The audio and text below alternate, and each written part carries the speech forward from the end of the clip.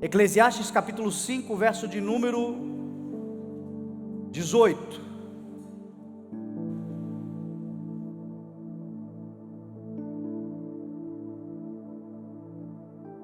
Aleluia.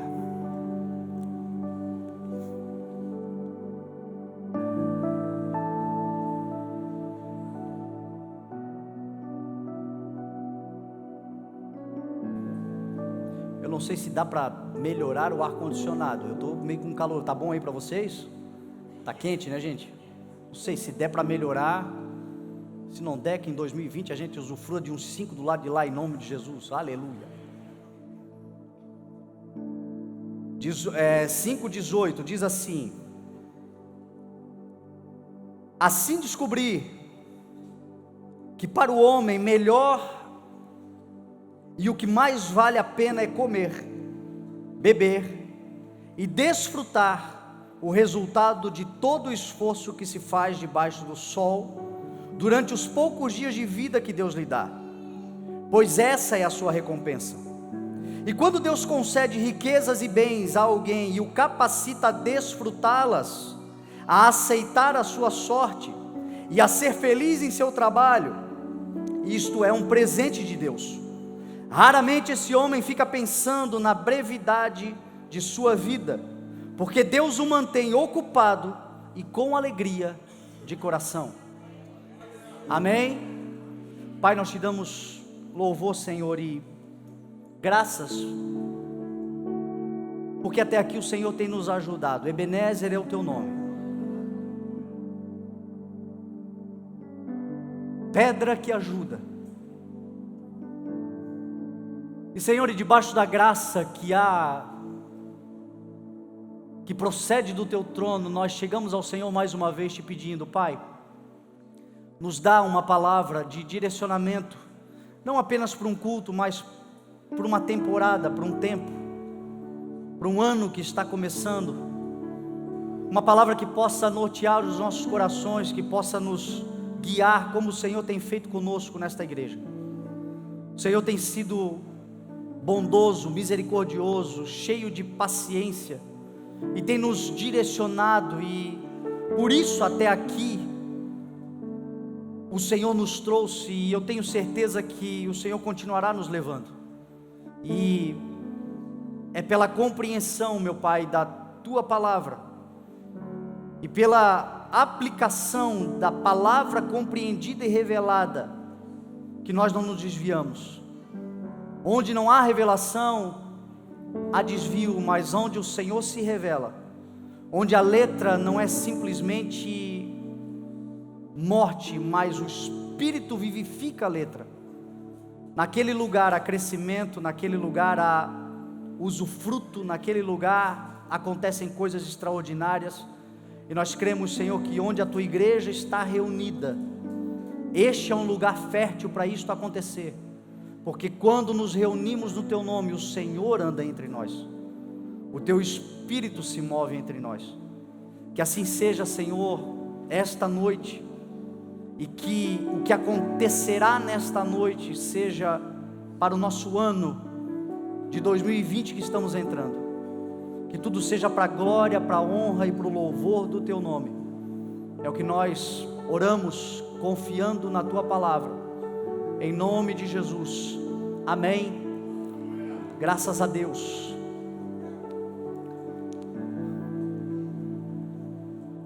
Primeira coisa a fazer nessa mensagem é obviamente agradecer ao Senhor por este ano extraordinário que o Senhor tem promovido. Quando a gente fala de um ano extraordinário, como nós começamos há muito tempo, desde que a igreja começou, na verdade, desde que a gente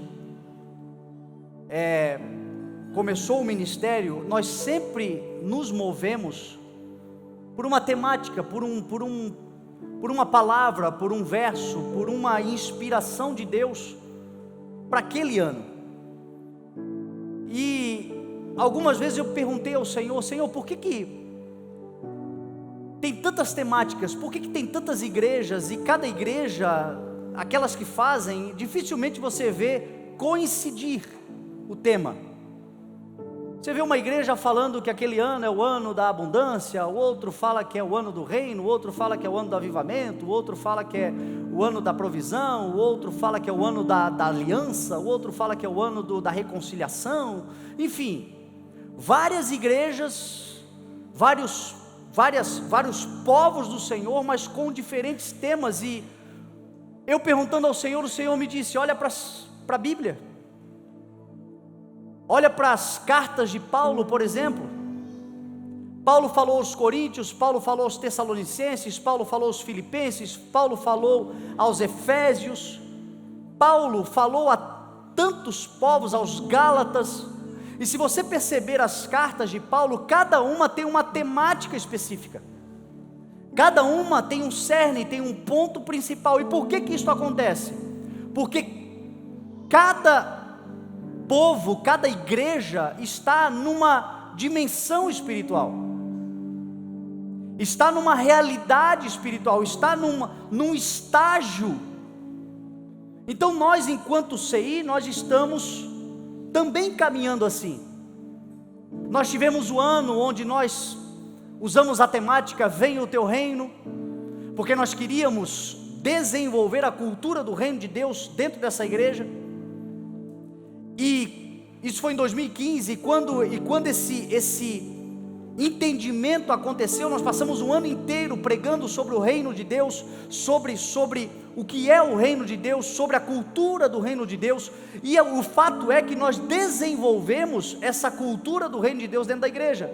Hoje, pessoas que nos visitam falam de práticas que a gente tem, que para nós é comum, mas é resultado de uma cultura que foi criada por uma mensagem pregada, repetida, falada. Como disse Paulo, eu não me canso de escrever as mesmas coisas, porque para mim não é cansativo e para vocês é segurança. Então a gente vai falando, a repetição é pedagógica, mas a verdade é que nós vamos gerando uma cultura. E essa cultura do reino de Deus não é só uma cultura para um ministério, para uma instituição, é uma cultura para a nossa casa, é uma cultura para a nossa vida, o reino de Deus. Tivemos um ano onde nós, entendendo o reino de Deus, pedimos ao Senhor o avivamento, pedimos ao Senhor que fosse um ano de um grande avivamento, e entendemos que avivamento não é barulho, avivamento não é emoção, apesar de que certas vezes as manifestações de Deus no nosso meio provocam barulho e provocam emoções, mas elas não são a causa, elas são a consequência. Acontece quando Deus se manifesta, tem gente que corre, tem gente que chora, tem gente que pula, tem gente que senta, tem gente que cai, tem gente que levanta. São as expressões mediante a manifestação, mas avivamento, sobretudo, é essência, é origem. Quando nós ministramos sobre venha um avivamento sobre a sua vida, o que nós estamos querendo dizer é o seguinte: que a essência do evangelho se manifeste na tua casa, na tua vida, na tua história, em nome de Jesus. Que aquilo que o Senhor desejou, proclamou, pronunciou e morreu para que isso acontecesse, e enviou o Espírito Santo lá no Pentecostes, nós estamos debaixo desta graça. O Espírito Santo que desceu lá, desce aqui. O Espírito Santo que selou lá, sela aqui também. O Espírito Santo que separou aquele povo lá, separou este povo aqui também. O Espírito Santo que entrava naqueles lugares onde aquele povo se reunia e enchia aquele povo de coragem, de ousadia para proclamar o reino de Deus, sem medo do que viesse pela frente. Este mesmo Espírito Santo também foi derramado sobre nós, e eu tenho certeza que nós estamos vivendo nestes dias, nesse lugar, um grande avivamento.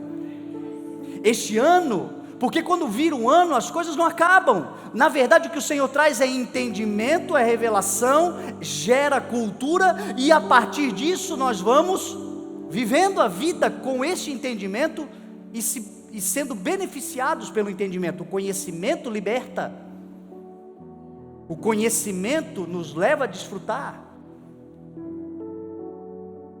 Depois nós tivemos um ano onde nós usamos a temática da alegria. A alegria do Senhor que é a nossa força. Que a alegria também não é um sentimento. A alegria é um fruto. Eu posso passar momentos de tristeza, eu posso passar por dores que eu jamais imaginei passar. Eu posso passar por tragédias na vida, e eu falo eu mesmo na primeira pessoa, já passei, e talvez você já passou ou esteja passando, mas de uma maneira sobrenatural, aqui dentro de você tem um fruto de alegria. Ainda que os dias não sejam os melhores, você esteja chorando, porque a gente chora de saudade, a gente chora de tristeza, a gente chora de indignação, a gente chora por muitas razões. Tem dias onde nós sofremos, porém a nossa essência, o Espírito de Deus é espírito de alegria, e esta alegria vai se sobrepor à tristeza, e daqui a pouco você vai voltar a sorrir. O choro pode até durar uma noite, mas a alegria, ela vem. E ela sempre virá. Sempre haverá um amanhecer para aquele que carrega o fruto do Espírito. Sempre haverá um dia melhor. Sempre haverá um sol depois de trevas, de uma noite tenebrosa. Sempre haverá, portanto, a alegria. Por isso que a Bíblia diz: alegre-se sempre no Senhor. Novamente eu direi: alegre-se. Depois nós entramos então na temática deste ano, que é o extraordinário. E nós devemos agradecer ao Senhor, porque o Senhor nos ensinou neste ano o que é viver extraordinariamente, o que é experimentar as coisas extraordinárias, e sobretudo nós entendemos que o extraordinário é Cristo. Porque o que significa a palavra extraordinário, senão fora do comum, senão algo que não é usual, senão algo que é incomum, especial, para além da ordem.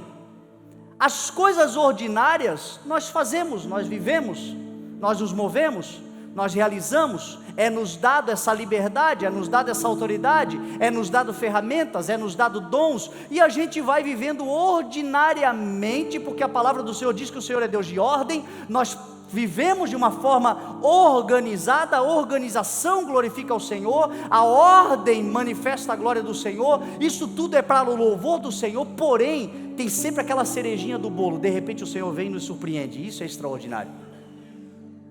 De repente o Senhor manifesta-se de formas extraordinárias, e nós aprendemos várias coisas sobre o extraordinário de Deus. Uma delas é o pecado versus a graça. A Bíblia diz que onde abundou o pecado, transbordou a graça de Deus. Isso é extraordinário, porque nós vivemos uma geração do olho por olho, do dente por dente. Nós vivemos um tempo onde politicamente, ideologicamente, o mundo está bipolarizado. O Brasil está rachado. Não se enganem, esse ano agora, 2020, é política. Não tem eleições aqui para prefeito e para vereador, não é esse ano? É, não é? Nós vamos ver bipolaridade política de novo. Nós vamos ver novamente um radicalismo, e cada vez mais nós vamos percebendo que o mundo vai se radicalizando. É olho por olho, é dente por dente, e às vezes isso inclusive está dentro da religião, está dentro das instituições religiosas. Muitas vezes isso é dentro da igreja. Não há misericórdia, não há perdão, não há compaixão, corações endurecidos. Porém esse ano nós vimos, meu irmão, que Deus ergue do lixo o monturo. Nós vimos Deus levantando do pó os necessitados. Nós vimos pessoas que não faz muito tempo estavam totalmente desprezadas, esquecidas e desacreditadas, porque o pecado abundava sobre elas. A marca do pecado estava ali, tudo estava ali exposto, tudo estava ali envergonhando. Tinha ali uma lama, mas extraordinariamente o Senhor lavou com o seu sangue. A graça do Senhor alcançou, e nós vimos o Senhor levantar pregadores esse ano no nosso meio. Nós vimos o Senhor levantar no nosso meio este ano. Pastores foram levantados, pessoas que estavam servindo a Deus foram extraordinariamente chamadas para um sacerdócio, para uma vida de dedicação ao Senhor. Isso é extraordinário. Nós aprendemos muito este ano sobre a relação do plantio e da colheita. Isto é uma coisa ordinária, é algo que é uma lei da terra. Paulo fala aos Gálatas no capítulo 6, Paulo vai dizer que nós não devemos nos enganar e nem zombar. De Deus não se zomba. Não se enganem, de Deus não se zomba. Tudo aquilo que o homem semear, certamente ele colherá. Aquele que semeia para a sua carne, semeia para a própria destruição, e aquele que semeia para o Espírito colherá a vida eterna. Da carne colherá destruição para quem semeia da carne, e do Espírito colherá a vida eterna para quem semeia no Espírito. E aí Paulo vai dizer: e não nos cansemos de fazer o bem, pois no tempo próprio colheremos se não desanimarmos. Jesus ensinou o processo da semeadura e da colheita. Quando Jesus quis pregar o reino de Deus, muitas vezes ele usou a agricultura como exemplo. Ele usou, o reino de Deus é como uma semente que é lançada, uma semente de mostarda. O homem vai dormir sem saber como, a terra por si só produz o grão, primeiro a semente, depois a espiga, depois o grão cheio na espiga. Fala também do trigo, fala da semeadura como um processo de você lançar e colher. Jesus disse que a palavra que é semeada numa boa terra dá fruto, floresce, germina e dá boa colheita, 30, 60 e até 100 vezes por um. O que é isto? Isto é uma lei, mas onde é que está o extraordinário? O extraordinário está que eu e você aprendemos nesse ano de 2019, que nós também estamos colhendo frutos que nós não semeamos. Nós também estamos colhendo. Nós estamos colhendo benefícios de orações que nós não fizemos. Nós estamos colhendo benefícios de fidelidade que nós não tivemos. Outros, Jesus disse assim: eu os enviei para que vocês usufruam, para que vocês colham daquilo que vocês não cultivaram. Outros fizeram o trabalho árduo e vocês vieram para usufruir do trabalho deles. Final de ano agora, eu não sei quantos anos você tem, eu tenho 38, vou fazer 39 agora, dia 2 de fevereiro, 2 de fevereiro, 2 de fevereiro, 2. Vou fazer 39? 39, dia 2 de fevereiro, e há 39 anos eu ouço aquela música daquela irmã, eu acho que é a irmã, cantora gospel, a Simone. Então é Natal que você fez, ela não é gospel? Tem gente me olhando de cara feia, não é cantora? E eu fico pensando, é uma música que ela já traz um ar de condenação. O que você fez? Às vezes o crente é assim também. Então é Natal, então é um novo tempo, então você chegou, o que você fez? E eu fiquei pensando que talvez a grande realização minha neste ano não foi fazer algo para colher, mas foi descansar naquilo que Jesus Cristo fez por mim. E descansando naquilo que Jesus Cristo fez por mim, eu posso dizer, eu vivi o ano mais extraordinário da minha vida até aqui. Porque quando você descansa no Senhor, meu irmão, descansa naquilo que Jesus Cristo fez por você, quando você confia naquilo que o Senhor fez por você, você tira a autossuficiência e entra na dependência daquele que pode todas as coisas. E você vai viver uma vida extraordinária, porque viver extraordinariamente não é possível na capacidade do homem. Só Deus nos conduz a uma vida extraordinária. E meu irmão, o esconderijo do Altíssimo é para aquele que descansa à sombra do Onipotente. Não dá para entrar no esconderijo do Altíssimo angustiado, ansioso, querendo merecer, querendo cobrar. A gente entra descansado naquilo que Ele fez. Então o que você fez, meu irmão? Descansei e usufruí, e vivi, e vi coisas extraordinárias. E aí quando chegou ali em novembro, em metade de novembro, eu comecei a orar ao Senhor: Senhor, nos dá uma direção para 2020. O Senhor tem sido tão bom, não é que tenha que ser uma regra, talvez algum ano a gente não entre em nenhum tema específico, eu não sei.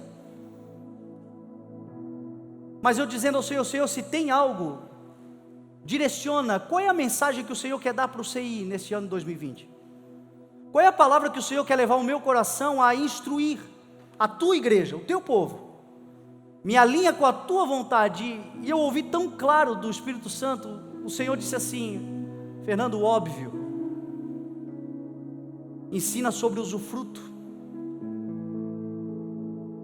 Nesses primeiros 7 anos de igreja, eu já dei muitas coisas a vocês, vocês precisam aprender a usufruir de tudo que eu já tenho dado a vocês.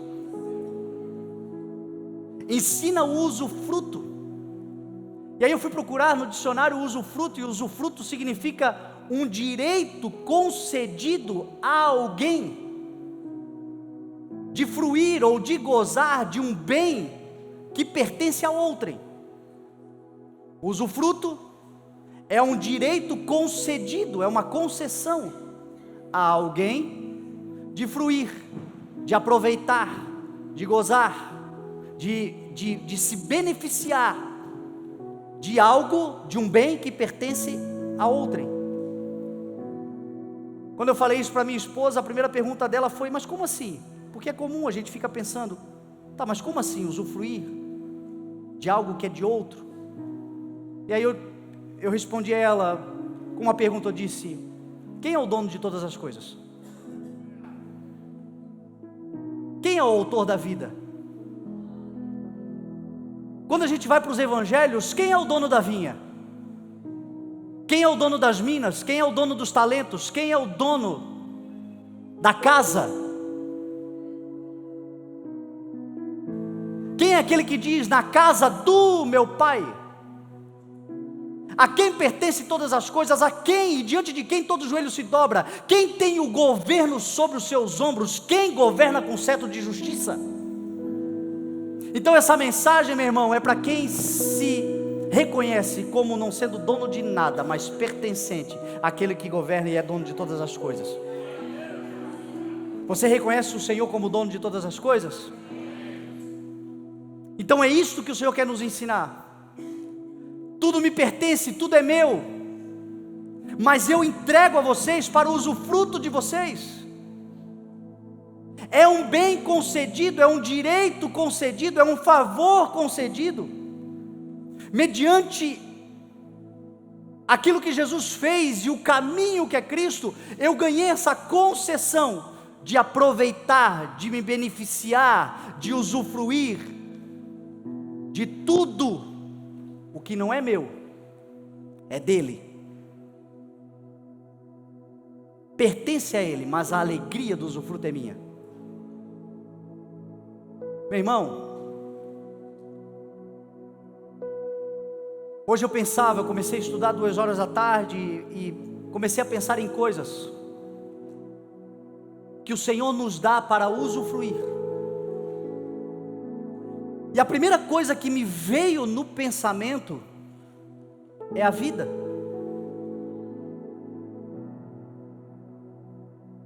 A vida é usufruto. Guarda no teu coração. Dá para botar ali o que significa usufruto? Deixa ali, eu acho que tem um banner aí com usufruto. É um direito conferido a alguém de gozar e fruir de um bem cuja propriedade pertence a outrem. A minha vida pertence ao autor da vida, pertence ao Senhor. Lá fora tem uma ideologia dizendo o seguinte: meu corpo, minhas regras. A vida é minha, eu faço dela o que eu quiser. Não.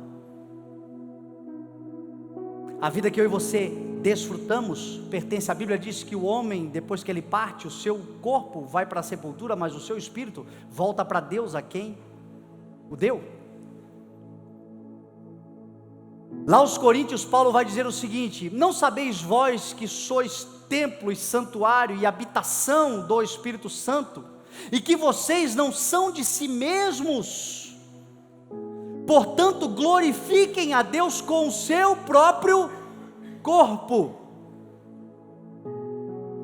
Ainda aos Coríntios, Paulo vai dizer o seguinte: todos nós estaremos diante do tribunal de Cristo para receber. Eu não estou falando de lei, eu não estou falando de Moisés, eu estou falando do apóstolo da graça aos Coríntios.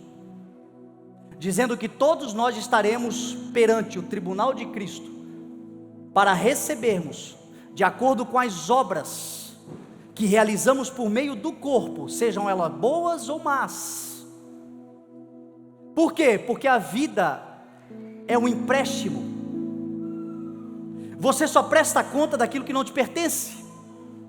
Por isso que a vida que eu e você vivemos, você quer viver e desfrutar de uma grande vida em 2020? Viva uma vida para a glorificação do nome do Senhor. A nossa vida é para a glorificação do nome do Senhor.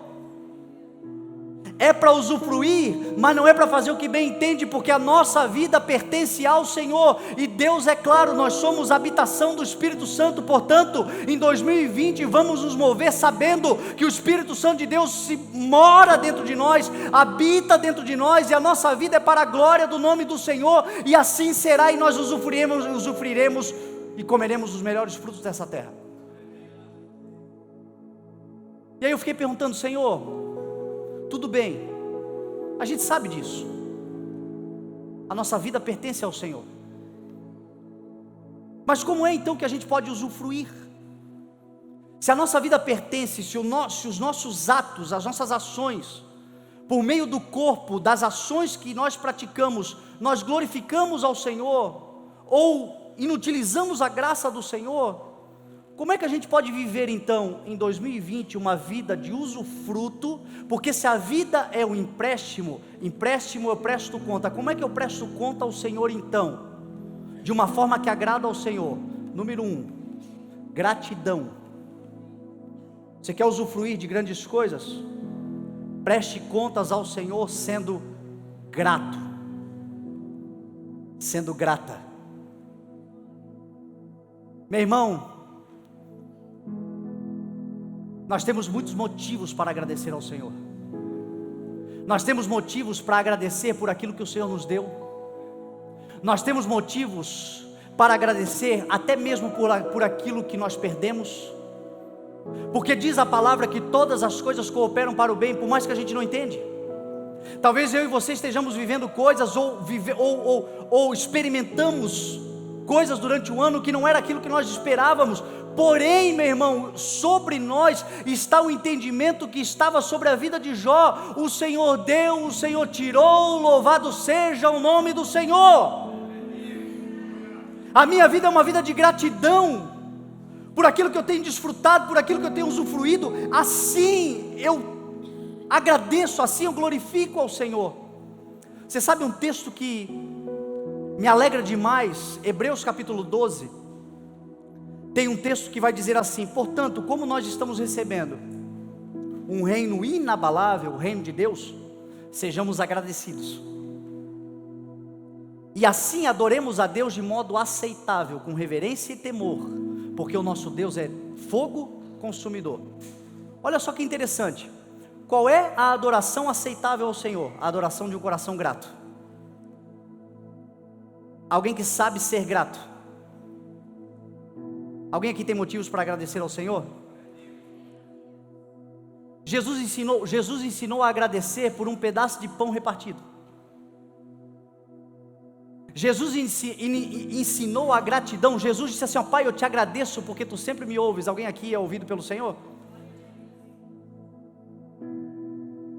Jesus ensinou a gratidão, e a gratidão ela transforma a vida e nos leva a desfrutar. Meu irmão, é um valor tão importante, guarda isso no teu coração.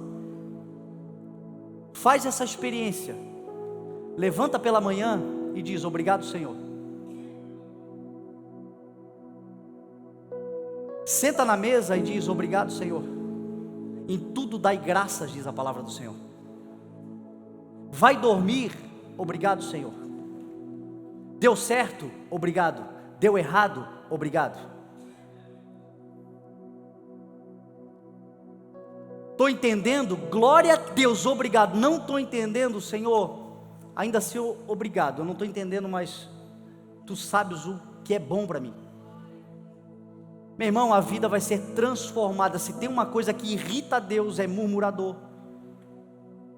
Tem gente vivendo um inferno de vida porque é um murmurador, é uma murmuradora, é um amargurado. Ninguém suporta, nem Deus. A Bíblia diz o seguinte: agradecidos. Quem aqui está recebendo um reino indestrutível, um reino inabalável, o reino de Deus sobre a sua vida? Sejamos assim agradecidos e assim adoremos ao Senhor de modo aceitável, com reverência e temor, porque o nosso Deus é Deus consumidor. Olha o que Paulo está dizendo. Paulo, ou o escritor aos Hebreus, alguns acham que é Paulo, agora não vamos discutir teologicamente aqui. Mas olha o que o escritor aos Hebreus disse: porque o nosso Deus é fogo consumidor. Engraçado, o fogo consumidor de Deus não é para inconsequente, não é para insensato, não é para gente que quer acertar e erra, não é para gente que tropeça, não é para gente que quando quer fazer o bem e o mal já está fazendo. O fogo que consome é para ingrato.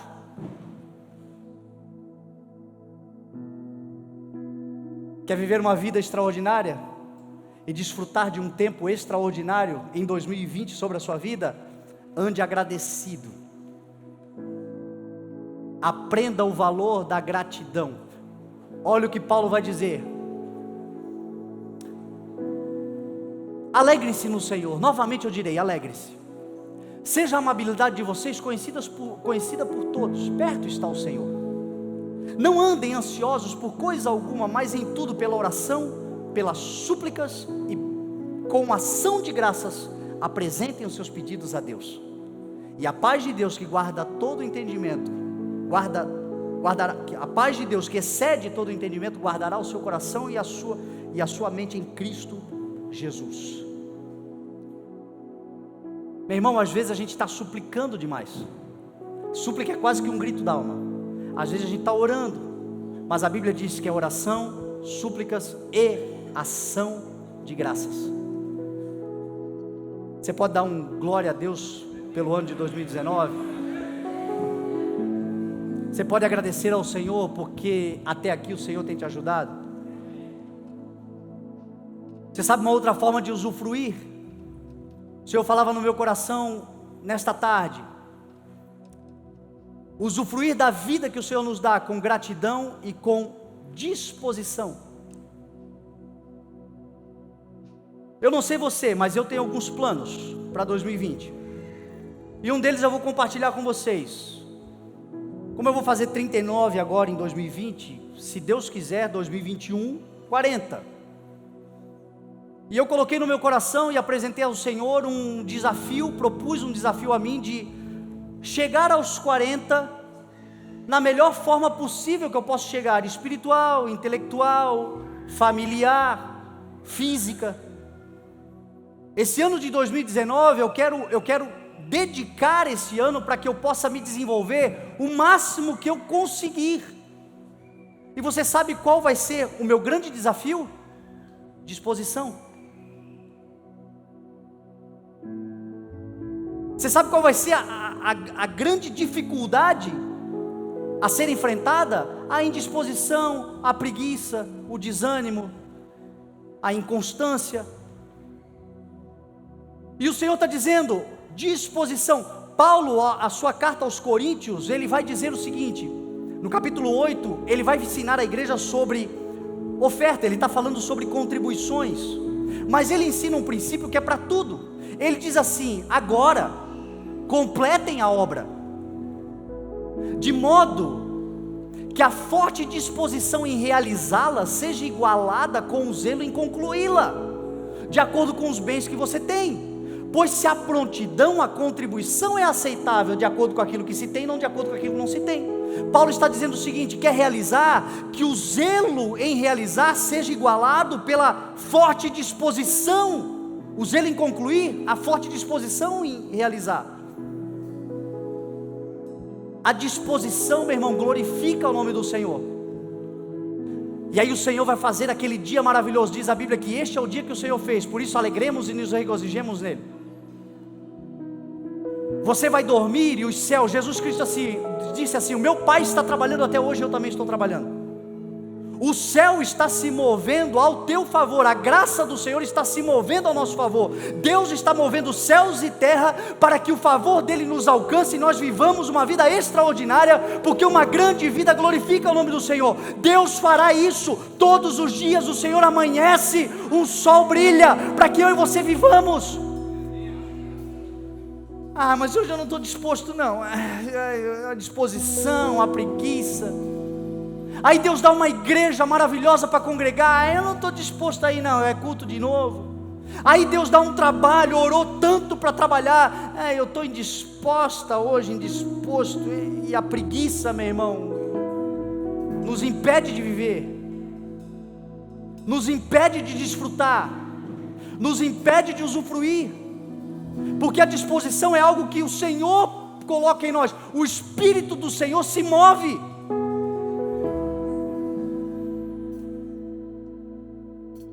Que a forte disposição em realizar seja igualada pelo zelo em concluir. Pois se há prontidão, toma aqui. O que foi que mudou a vida de Davi? Você sabe o que mudou a vida de Davi? A história de Davi mudou quando ele enfrentou Golias. Ele enfrentou o gigante. Só que diz a Bíblia, vai lá ler em 1 Samuel capítulo 16. Diz a Bíblia que Davi levantou logo cedo pela manhã. Sabe o que é isso? Disposição. Gideão com 300 homens destruiu um exército incontável de midianitas. Mas diz a Bíblia que quando o anjo do Senhor, e esse anjo aqui é uma representação teofânica do próprio Cristo, é o anjo do Senhor com A maiúsculo. Quando o anjo do Senhor se apresentou a ele, diz a Bíblia que ele estava malhando trigo num tanque de prensar uvas. Sabe o que é isso? Disposição. Improvisado, mas disposto. Sendo roubado, mas disposto, acreditando. Abraão é chamado pai da fé, sabe por quê? Disposição, contra toda esperança, e esperança creu. Está tudo contrário, mas eu estou crendo que o Senhor é maior. Está tudo dando errado, mas eu sei que o meu Redentor vive. O dia não está bom, mas eu sei que o Senhor me levantou por esta manhã, e antes desse dia acabar, eu estou disposto, eu estou disposta, eu vou avançar. O zelo em concluir será equiparado à vontade de realizar. A disposição. E aí o Senhor nos ensina. Talvez a indisposição vem de uma má alimentação, de noites mais mal dormidas, de pensamentos equivocados, enfim, são muitas as coisas que a gente pode fazer, mas procure neste ano fazer coisas que te deem disposição, que animam o teu espírito, que fortalecem o teu corpo, porque o Senhor, meu irmão, tem coisas extraordinárias para você viver. Abraão foi pai aos 100 anos de idade, sabe por quê? Disposição, o velhinho estava lá.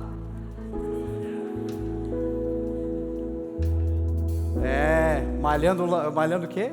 Pode falar isso? Não, não, né? Jesus amado. Meu irmão, o Espírito de Deus em nós nos dá disposição. Ele está lá falando, vai lá fazer, levanta, decide, toma uma atitude. E a gente está procrastinando, e a gente está deixando para depois, Vida para usufruir das grandes coisas, que seja um tempo de uma vida de disposição. O que mudou a vida de Pedro, meu irmão, foi se disponibilizar para Jesus Cristo, mesmo depois de uma noite inteira de prejuízo. Lavando redes pela manhã, Jesus passou e disse assim: empresta o barco, pega aí. A disposição. Você está nervoso aí? Não, né? A gente está correndo no tempo, amém? Vamos falando aí conforme o tempo. As crianças estão lá fora já? Não, né? Temos ali, quanto tempo? 20 minutos? Uma outra coisa importante para a gente viver e usufruir da vida que o Senhor nos dá. Usufruir da vida. Gratidão, disposição, consagração. Eu não sei o que te ensinaram sobre consagração, mas consagração na Bíblia Sagrada tem a ver com devolução, tem a ver com reciprocidade. Consagração na Bíblia tem a ver em relacionar-se com Deus, não apenas por aquilo que Deus me dá, mas também em ser uma oferta ao Senhor. Isso é consagração. Davi escreveu o Salmo 40 dizendo assim: sacrifício e ofertas não me pediste, mas os meus ouvidos tu abriste. Holocausto e ofertas pelo pecado não exigiste. Então eu disse: aqui estou. Disposição, Consagração. Por isso que Deus disse para Davi: achei em Davi homem segundo o meu coração, porque certamente ele fará aquilo que eu preciso, certamente ele fará, certamente ele se consagrará, certamente a relação que eu tenho com Davi é uma relação de reciprocidade, não é uma relação apenas de recebimento, mas é uma relação também de oferecimento. Uma vida consagrada é uma vida de alguém semelhante a Isaías. Isaías ouviu do Senhor uma aclamação, uma proclamação genérica. Se você olhar Isaías capítulo 6, você não vai ver Deus dizendo: Isaías, eu estou te chamando. Deus diz o seguinte: então ouvi a voz do Senhor, quem enviarei? Quem irá por nós? Isaías pulou na frente e diz assim: eis-me aqui, envia-me. Sabe o que é isso? É a disposição e a consagração. Pode contar comigo, Senhor. 2020 a minha vida será uma vida consagrada ao Senhor. 2020 a minha casa será uma casa consagrada ao Senhor. Um dos versos que eu mais gosto da palavra do Senhor está em Provérbios 16, verso 3, que diz o seguinte: consagre os seus planos ao Senhor, consagre a sua vida ao Senhor, consagre tudo que você faz ao Senhor, e os seus planos serão bem-sucedidos, é o que diz a palavra do Senhor. Entrega. Ofereçam-se como sacrifício vivo, santo e agradável ao Senhor. Este é o culto racional. Entrega o teu coração. O Senhor não está ligado em sacrifício, o Senhor não está ligado em esforço, o Senhor está ligado em coração. Um coração que quer viver a reciprocidade. Senhor, o que eu posso oferecer que tu já não tenhas? Mas toma aqui o meu coração. Toma aqui a minha vida. Será que alguém aqui pode fazer uma oração assim em 2020? Senhor, toma a minha vida. Senhor, faça na minha vida, e a minha vida é uma vida ao Senhor de consagração. Com todas as falhas, com todas as limitações, talvez ainda com vícios, talvez ainda com prisões existenciais, mas entregue como uma oferta. Como alguém que diz: Senhor, eu consagro. Esse culto de hoje não é um culto apenas para agradecimento, mas é um culto também para consagração. Consagre tudo que você faz ao Senhor, e os teus planos serão bem-sucedidos. Ana, enquanto queria um filho só para ela, ela chorou muito tempo. Quando ela disse: Senhor, o meu filho é teu filho, o que tu me deres vai te servir, o que tu colocares na minha mão é para consagração ao teu nome. Ana queria um filho e Deus queria um profeta. Fechamos o negócio. Eu te dou o filho e tu me dá o profeta. Consagre tudo que você faz ao Senhor, e os teus planos serão bem-sucedidos, é o que diz o Senhor sobre a sua vida, em nome de Jesus. Usufrua neste ano de 2020 da salvação. Você sabia que muitos crentes em Deus não usufruem da vida, da salvação que Cristo promoveu? Porque a salvação também é a vida, mas é a vida eterna. E parte desta incapacidade de desfrutar daquilo que Jesus conquista na cruz do Calvário foi a principal razão. A Bíblia diz que Jesus Cristo veio ao mundo, foi Jesus quem falou para Nicodemos. O Filho do Homem veio ao mundo, Deus enviou o seu Filho ao mundo não para condenar, mas para que o mundo fosse salvo por meio dele.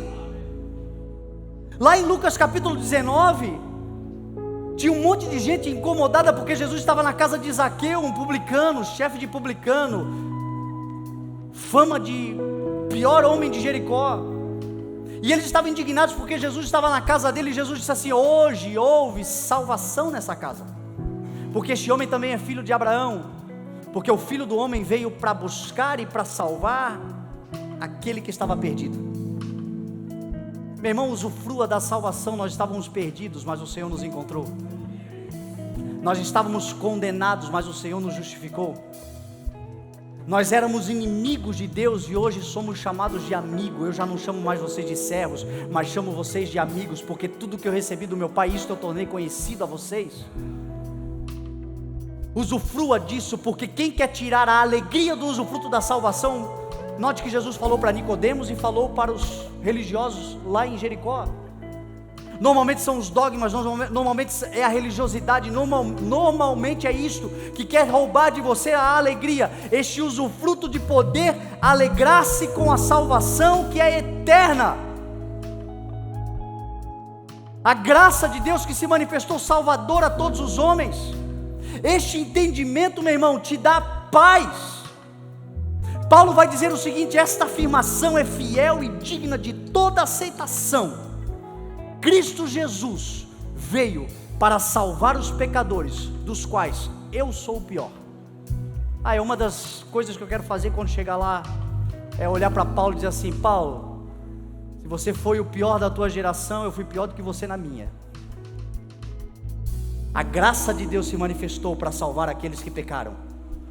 Por isso não fique mais carregando culpa em 2020. Não fique mais carregando condenação em 2020. Não fique mais aceitando que pessoas fiquem determinando se você está ou não em Deus. O que te qualifica a estar em Deus não é a tua performance. O que te qualifica a estar em Deus salvo eternamente é a tua confiança naquilo que Jesus Cristo fez por você na cruz do Calvário. E todo aquele que crê será salvo, é o que diz a palavra.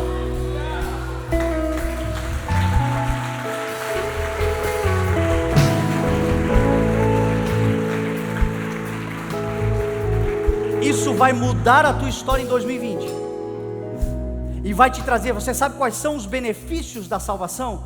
Eu vou te falar um benefício da salvação que engloba todas as áreas da sua vida e todos os relacionamentos que você tem nesta vida e para além dessa vida. A salvação traz um benefício chamado paz. Aquele que entende e usufrui da salvação entende que é salvo independente da sua capacidade, porque simplesmente recebeu a salvação que é pela graça por meio da fé naquilo que Jesus fez. Recebe paz, paz com Deus, paz consigo e paz com os homens. Meu irmão, se você tiver paz com Deus, paz contigo e paz com os homens, você vai usufruir de uma vida maravilhosa. E é pelo entendimento. Nós éramos inimigos de Deus, afastados de Deus, mas Deus nos reconciliou consigo, mediante a uma atitude que partiu dele, não partiu de nós. Então nós temos paz com Deus. Deus não é teu inimigo, Deus não é teu adversário, Deus não está andando atrás de você para tentar te punir. Deus está procurando relacionamento de paz, e o Deus da paz guardará a tua mente.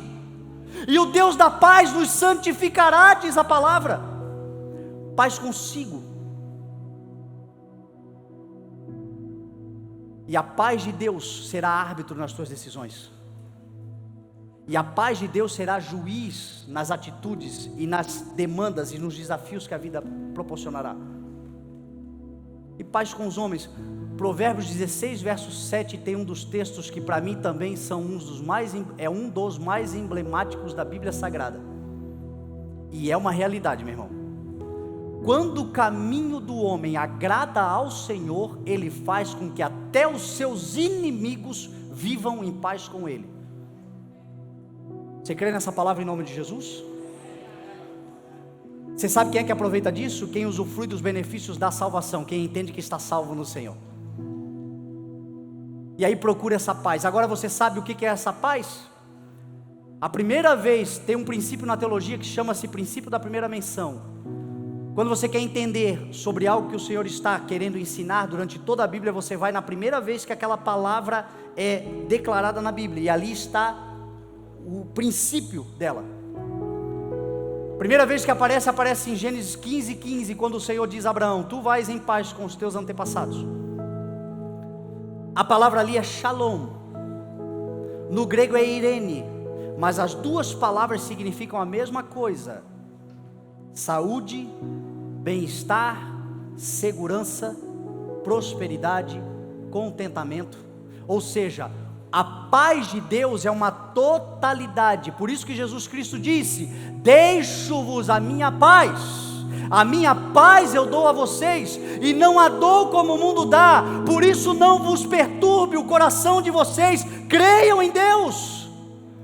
É o Shalom. Por isso que Jesus falou: eu vim para que vocês tenham a vida e a tenham na plenitude. Sabe quem é que tem plenitude de vida nos dias de hoje? Diante de tanto caos, diante de tanta acusação, diante de tanta condenação, diante de tanta coisa ruim acontecendo, quem tem certeza que é salvo? Quem aqui tem certeza que é salvo? Então a paz de Deus, meu irmão, vai guardar o teu coração. Você tem paz com Deus, você tem paz contigo, e você terá paz com os homens em nome de Jesus. Porque o teu caminho vai agradar ao Senhor, porque você anda por fé naquilo que Jesus Cristo fez sobre a sua vida. Que horas tem, meu Deus do céu? Quando? Cadê as crianças? Estão aí? Manda entrar. Para a gente finalizar, usufrua não apenas da salvação, mas da filiação. Você não é só salvo, você é filho. E filho precisa entender algo muito firme no seu coração. Filho é um usufrutuário natural, espontâneo das coisas que pertencem ao pai.